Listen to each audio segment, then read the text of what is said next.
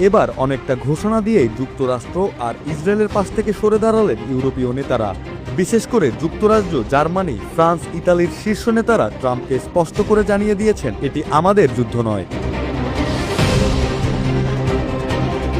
এদিকে বিশ্লেষকরা বলছেন, ইউরোপীয় নেতাদের এমন ভোলবদল চলমান যুদ্ধের ময়দানে নতুন মেরুকরণের ইঙ্গিত দিচ্ছে। ইউরোপীয় নেতারা ট্রাম্পের সঙ্গ ত্যাগ করলেও ইরানের পক্ষে অবস্থান নিচ্ছে কিনা সেটা স্পষ্ট নয়।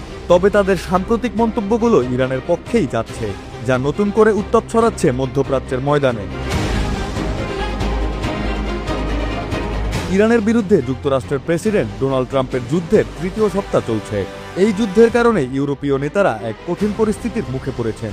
একদিকে হরমুজ প্রণালী দিয়ে জাহাজ চলাচল পূর্ণমাত্রায় চালু করার জন্য তাদের কাছে সাহায্য চাইছে ট্রাম্প, অন্যদিকে যুক্তরাষ্ট্রের পছন্দের কোনো যুদ্ধে জড়িয়ে পড়ার প্রতি চরম অনীহাও রয়েছে ইউরোপের নেতাদের মধ্যে।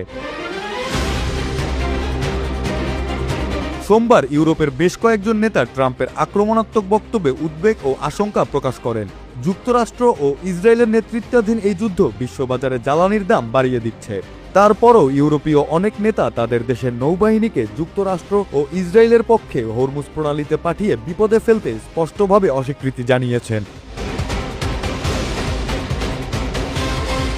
সম্প্রতি এক সাক্ষাৎকারে ট্রাম্প সতর্ক করে বলেছিলেন, তেল, গ্যাস ও সারবাহী ট্যাঙ্কারগুলোর জন্য এই গুরুত্বপূর্ণ জলপথ খুলে দেওয়ার প্রচেষ্টায় ইউরোপীয় দেশগুলো যোগ না দিলে ন্যাটোর ভবিষ্যতের জন্য খুব খারাপ হবে। এর আগে তিনি সামাজিক যোগাযোগ মাধ্যমে লিখেছিলেন, হরমুজ বন্ধ করার কারণে ক্ষতিগ্রস্ত দেশগুলো দ্রুতই সেখানে যুদ্ধজাহাজ পাঠাবে। ইউরোপীয় কর্মকর্তারা বলছেন ঠিক উল্টো কথা। জার্মানির প্রতিরক্ষা মন্ত্রী বরিস বলেন, এটি আমাদের যুদ্ধ নয়, আমরা এটি শুরু করিনি। তিনি বলেন, জার্মানি কূটনৈতিক সমাধান চায়। আর ফ্রান্সের পররাষ্ট্র মন্ত্রণালয় জানিয়েছে তাদের নৌবাহিনী পূর্ব ভূমধ্যসাগরে অবস্থান করছে, তবে তাদের অবস্থানের কোনো পরিবর্তন হয়নি, তারা রক্ষণাত্মক অবস্থায় থাকবে। যুক্তরাজ্যের প্রধানমন্ত্রী কিয়ার স্টারমার এক সংবাদ সম্মেলনে প্রতিশ্রুতি দিয়েছেন, তার দেশ ইরানের সঙ্গে বিস্তৃত এই যুদ্ধে জড়াবে না। ট্রাম্পের মন্তব্য সরাসরি উল্লেখ না করে স্টারমার বলেন, যতই চাপ আসুক না কেন, আমার নেতৃত্বের লক্ষ্য হলো ব্রিটিশ স্বার্থে অটল থাকা। ইউরোপীয় কর্মকর্তাদের ওপর অর্থনৈতিক চাপ এখন বাস্তব। জ্বালানির দাম ইতোমধ্যেই আকাশচুম্বী, যা সাধারণ জনগণের মধ্যে ক্ষোভের সৃষ্টি করছে। পাশাপাশি ইউরোপীয় নেতাদের মধ্যে 2003 সালের ইরাক যুদ্ধের স্মৃতিও কাজ করছে। বিশ্ব নেতারা মনে রেখেছেন কিভাবে সাবেক প্রেসিডেন্ট জর্জ ডব্লিউ বুশের জেদ এবং ভুল গোয়েন্দা তথ্যের ভিত্তিতে ইরাকে হামলা চালানো হয়েছিল। এটি ছিল একটি ব্যয়বহুল ভুল। ইউরোপীয় নেতারা এখন উভয় সংকটে রয়েছেন। যদি তারা কিছু না করে চুপচাপ বসে থাকেন, তবে জিনিসপত্রের দাম বাড়তে থাকবে। এর ফলে অর্থনৈতিক প্রবৃদ্ধিতে বাধা আসবে এবং সাধারণ মানুষের মধ্যে ক্ষোভ দেখা দেবে।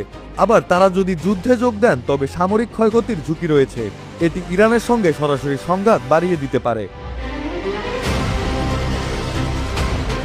যুক্তরাজ্যের সাবেক প্রতিরক্ষা প্রধান নিক কার্টার বিবিসি রেডিওকে দেওয়া এক সাক্ষাৎকারে বলেন, ইরানের বিরুদ্ধে যুদ্ধে যুক্তরাষ্ট্র ও ইসরায়েলের সঙ্গে ন্যাটোর যোগ দেওয়া অনুচিত হবে। ন্যাটো একটি রক্ষণাত্মক জোট হিসেবে তৈরি হয়েছিল, এর প্রতিটি ধারা আত্মরক্ষার জন্যই।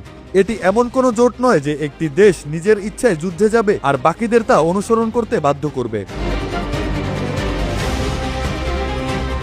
ইরানের বিরুদ্ধে প্রাথমিক আক্রমণে অংশ না নেওয়ায় কিয়ার স্টারমারকে বারবার ট্রাম্পের আক্রমণের শিকার হতে হয়েছে।